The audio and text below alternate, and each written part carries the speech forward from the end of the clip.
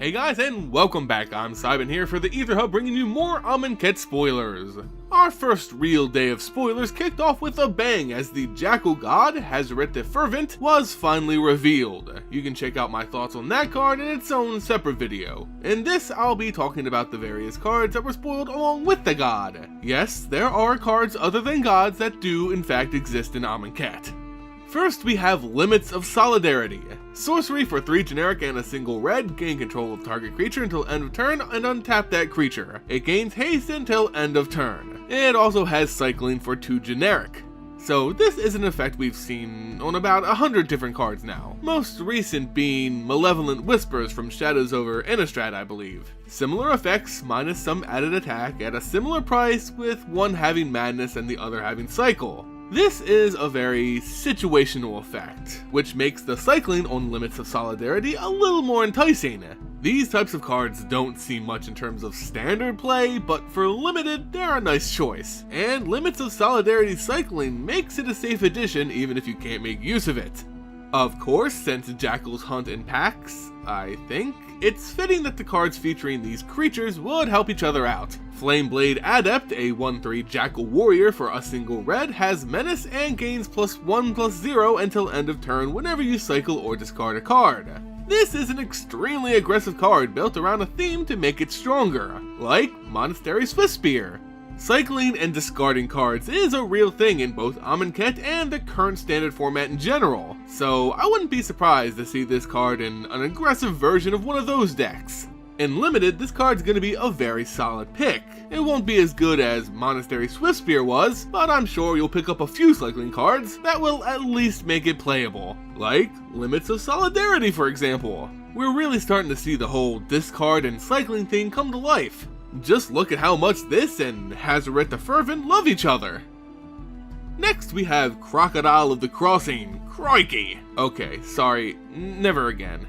This is a 5/4 Crocodile, for 3 generic and a single force with haste. When Crocodile of the Crossing enters the battlefield, put a -1/-1 counter on target creature you control.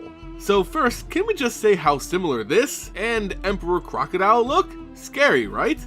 Outside of that, what do I think about this card? Well, it seems like red-green aggro is certainly going to be felt with Amonkhet. For 4 mana, you get a 5/4 haste with a minor downside? You'll understand why it's minor in a second. But you either kill a 1/1 token of yours, weaken a creature, or this becomes a 4/3 haste. None of them are great options, but when you consider the damage it could do early, you start to feel better about it. In a draft, I'd pick it pretty high up in terms of uncommons. Of course, this goes well with another uncommon spoiled, but this time in black. Nest of Scarabs, enchantment for 2 generic and a swamp. Whenever you put 1 or more -1/-1 counters on a creature, create that many 1/1 black insect creature tokens. Now, this is the type of card I absolutely love to see. Counters are a major player in Standard right now, but this takes it in a different direction, given an incentive to play with negative counters. It's the better version of Flourishing Defenses. Of course, as much as I do love this card, there isn't much place for it right now in Standard, and it'll be really hard to justify in Limited. So don't expect to see much of it unless we see a lot more negative counter effects in Amonkhet, and spoilers, I think we will. Sure, the Crocodile we just talked about is nice, but it's not enough. I'm not much of a modern player, but even I know that Infect decks are gonna drool at Nest of Scarabs, and it should be fun in Commander as well. Moving on, let's look at Trial of Knowledge, our first look at the Trials of the 5 Gods. Enchantment for 3 generic and a single island. When Trial of Knowledge enters the battlefield, draw 3 cards, then discard a card. When a cartouche, I'm sure I butchered that, enters the battlefield under your control, return Trial of Knowledge to its owner's hand. So this card's like Sift, only you can play it over and over again so long as you play these cartouche. Please, forgive me. We'll get into what they are in a second, but yeah, draw 3, discard 1, that's good. Seems to just be a solid card overall, probably making its way into some blue control while being a decent selection in Limited. But that all hinges on these cartouches. What are they? Luckily, one was revealed with Trial of Knowledge. The white cartouche, Cartouche of Solidarity, enchantment aura cartouche for a single planes. Enchant creature you control. When Cartouche of Solidarity enters the battlefield, create a 1/1 warrior token with vigilance. Enchanted creature gets +1/+1 and has first strike. Okay guys, so I'm gonna be blunt. This is probably one of the most pushed value commons I've ever seen printed. It's a cartouche, so it'll bounce back your trials, it makes a 1/1 with vigilance, and it gives a creature +1/+1 with first strike on top? I mean, gods be praised. Just compare this to something like Fists of Ironwood, and you'll see how pushed it really is. If the rest of the cycle of cards are equal to this in power, then my god is the Amonkhet limited environment going to be fast. Next we have our first official Aftermath card. Yes, it's a real mechanic, and it does indeed look like this. Destin/Lead. This is the first time we've seen a dual colored Aftermath card since Dawn/Dusk was just mono white. Aftermath works like Flashback. When you cast the spell, it goes to the graveyard where you can pay its Aftermath cost in order for it to do something else.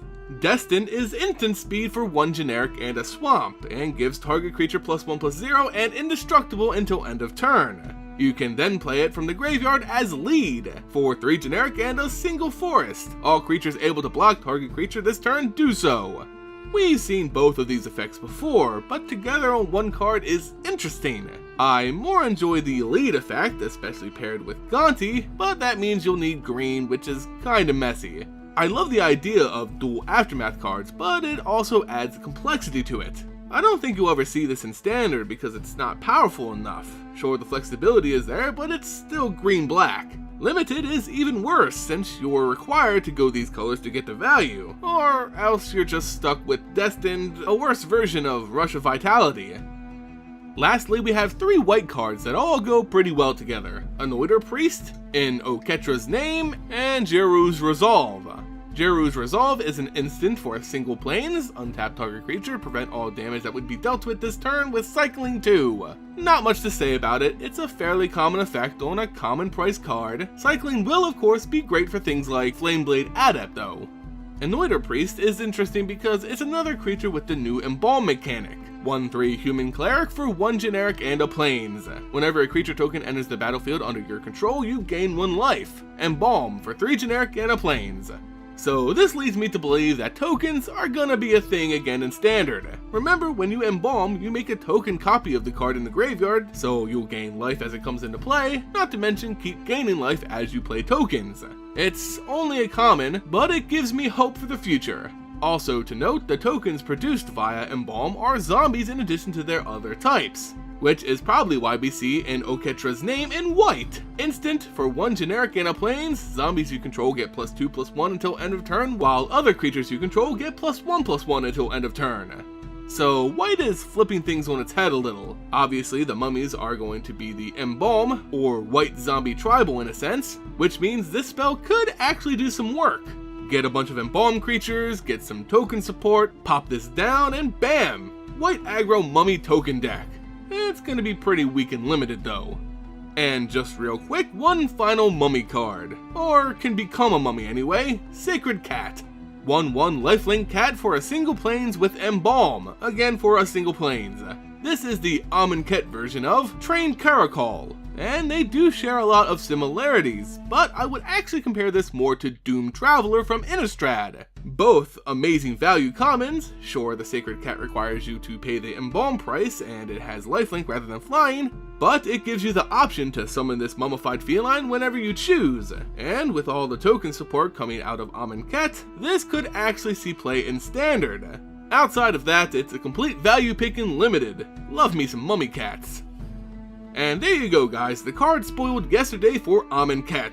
Let me know what you think about them, what you liked and what you didn't like in the comment section below. If you enjoyed the video and want to support the channel here on YouTube, go ahead and leave it a like and subscribe for more awesome MTG content. As always guys, thanks so much for watching, and I'll see you next time here on the Aether Hub.